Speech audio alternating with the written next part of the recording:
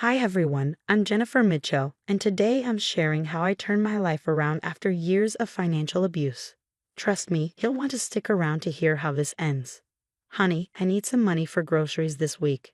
I barely looked at Jimmy as he lounged on our leather couch, the same one he spent $5,000 on without consulting me.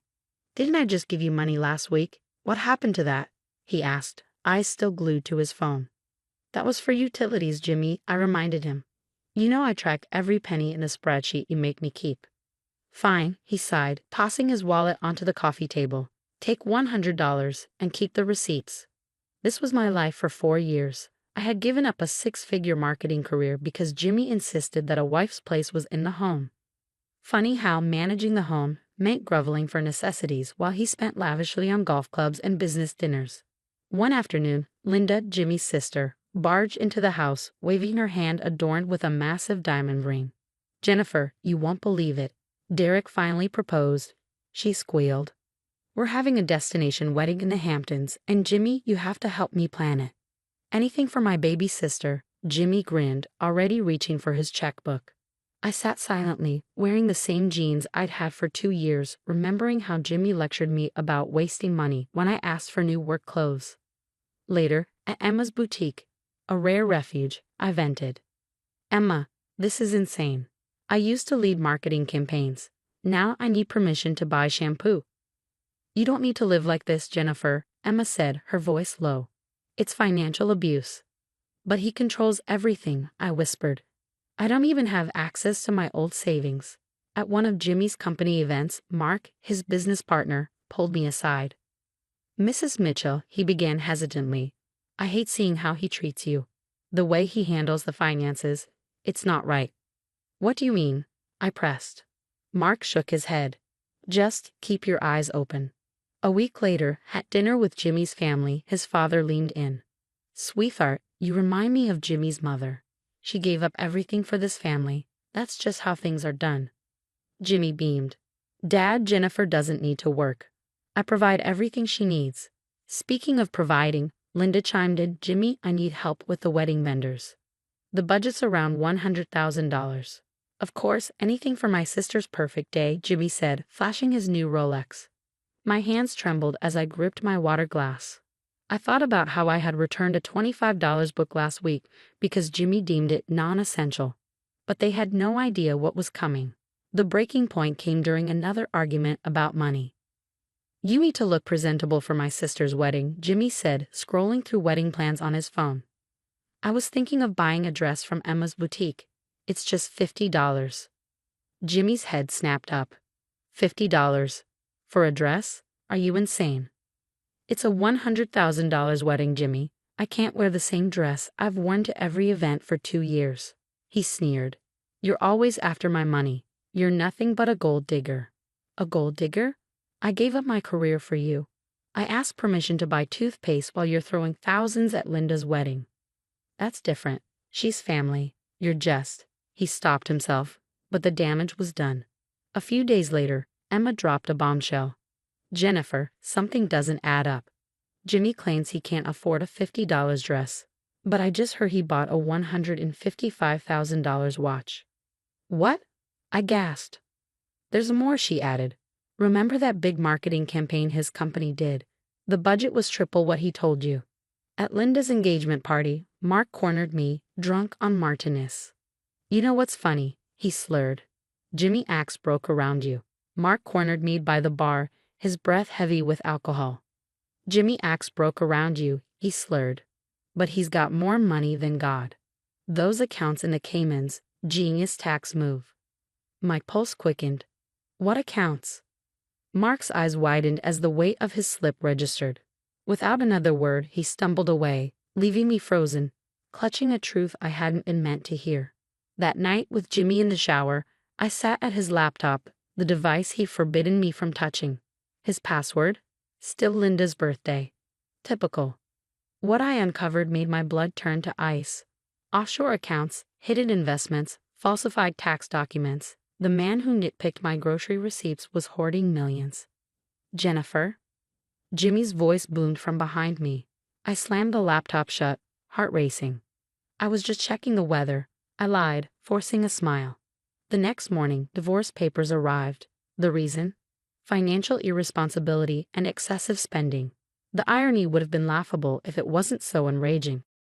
I'm divorcing her because she's bleeding me dry, I overheard Jimmy telling Robert. Constant demands for money, emotional blackmail. I sat in my car, gripping the steering wheel. Jimmy thought he destroyed me, but he just made his biggest mistake. He left me with nothing to lose. Look who I brought, Emma said, ushering a sharply dressed man into her boutique's back office. This is my brother, David Heun. He's a forensic accountant. David scanned the documents I'd secretly photographed. Your husband's not just hiding money, he's stealing it. These transactions. Classic embezzlement. Tears welled in my eyes, but I saved the real dramatics for Jimmy. Please, I begged that evening, can we talk about the divorce? I know I've been demanding. Jimmy smirked, convinced he'd won. At least you're finally admitting it. At Linda's wedding dress fitting, she gloated. It's about time Jimmy got rid of you. You never deserved him. You're right, Linda. I was so foolish, I sniffled, mentally cataloging every expense she mentioned for David's investigation. Later that night, Mark pulled me aside after a business dinner. I can't sleep at night, he whispered. What Jimmy's doing. It's worse than you know. He handed me a USB drive. Company records, transactions, everything. Jimmy promised us guaranteed returns. Catherine, one of Jimmy's clients, confessed I tracked her down. Now our life savings are gone. He blamed market fluctuations.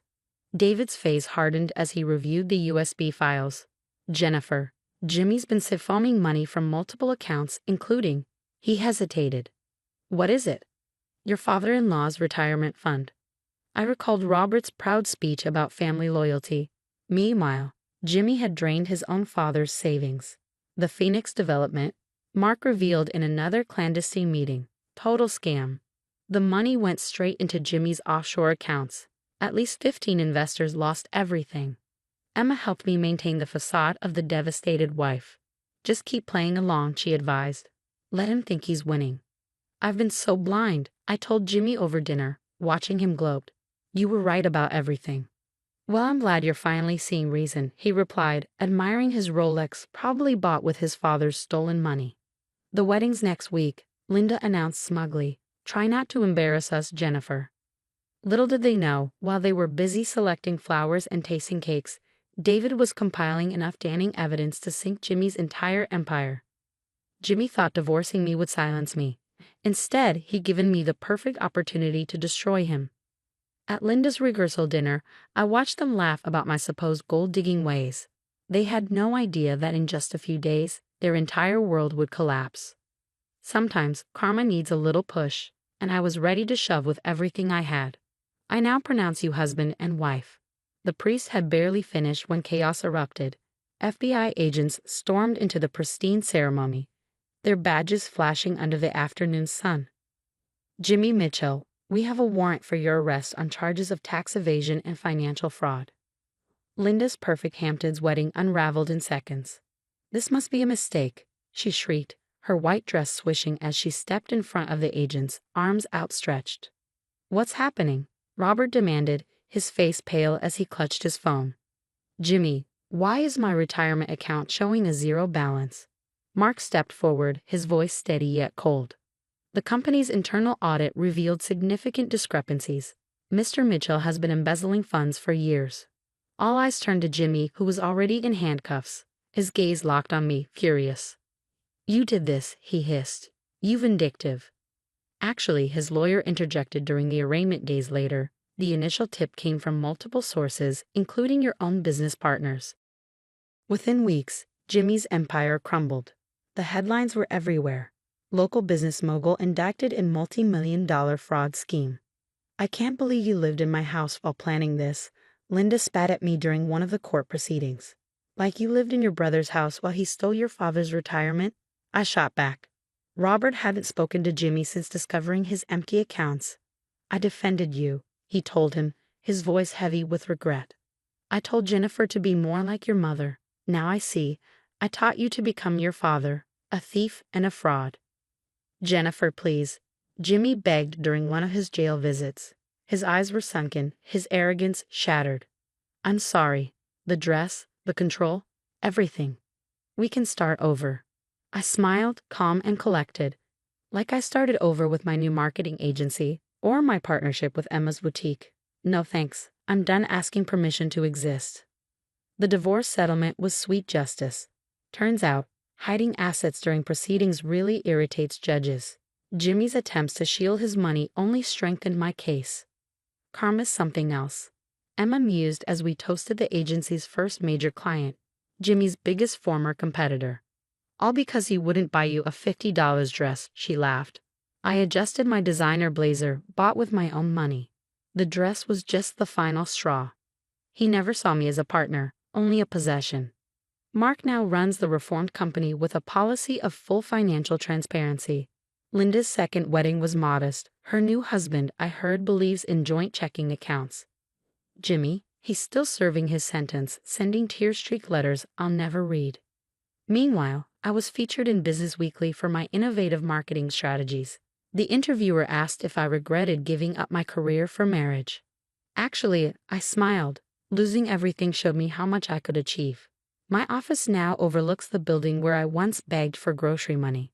Every time I glance at that view, I'm reminded, hitting rock bottom means you have a solid foundation to rebuild. As for that $50 dress, I now have a closet full of them. Because these days the only permission I need is my home. What would you do if you discovered your spouse was secretly wealthy while making you beg for basic necessities? Would you expose them immediately or play the long game like I did? Drop your thoughts in the comments below. I'd love to hear your perspectives. If this story resonated with you and you want to hear more about overcoming toxic relationships and reclaiming your power, hit that like button and subscribe. Your support helps us share more stories of triumph over abuse.